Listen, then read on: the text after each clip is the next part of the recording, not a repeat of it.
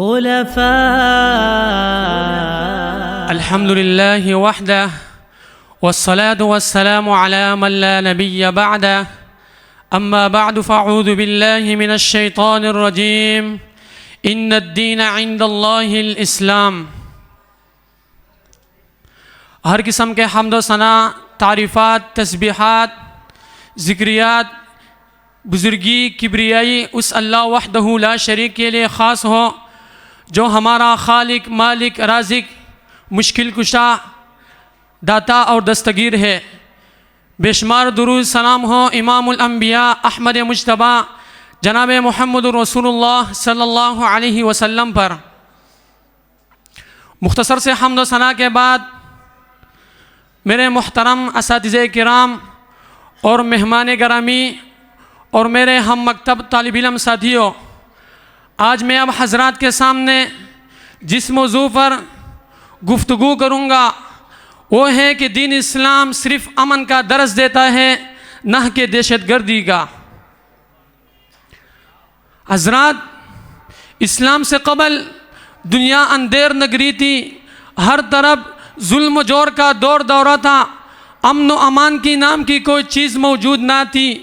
کبھی رنگ اور نسل کے نام پر، کبھی زبان اور تہذیب کے عنوان سے، کبھی وطنیت اور قومیت کے آڑ میں انسانیت کو اتنے ٹکڑوں میں بانٹ دیا گیا اور ان ٹکڑوں کو باہم اس طرح ٹکرایا گیا کہ آدمیت چیخ پڑی.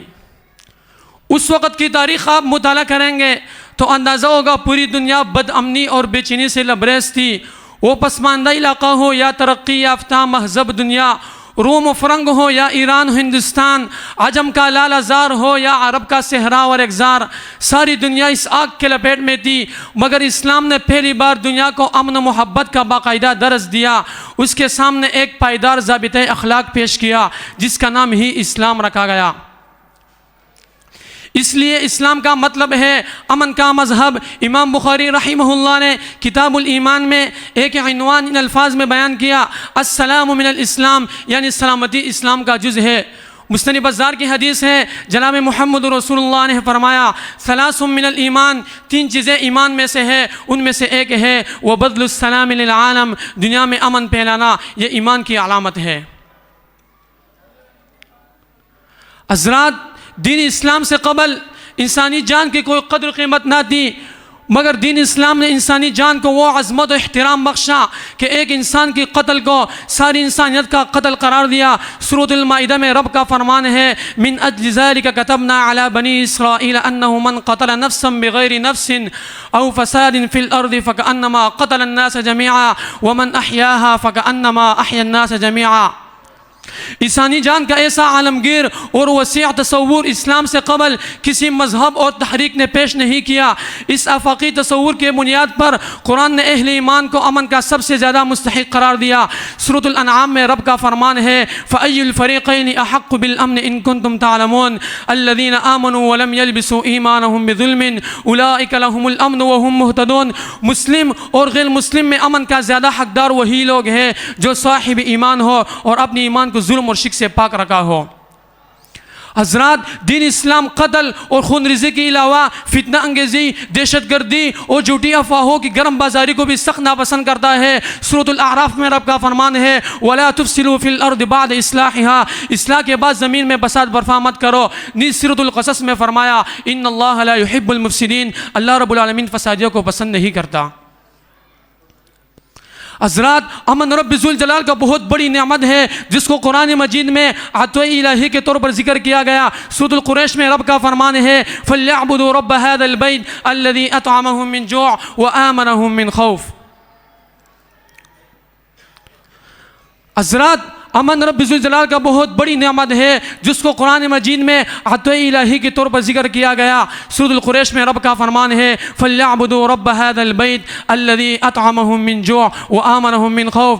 دین اسلام نے صاحب ایمان کی علامت قرار دی ہے کہ اس سے بلا وجہ کسی مسلمان کو تکلیف نہ پہنچے.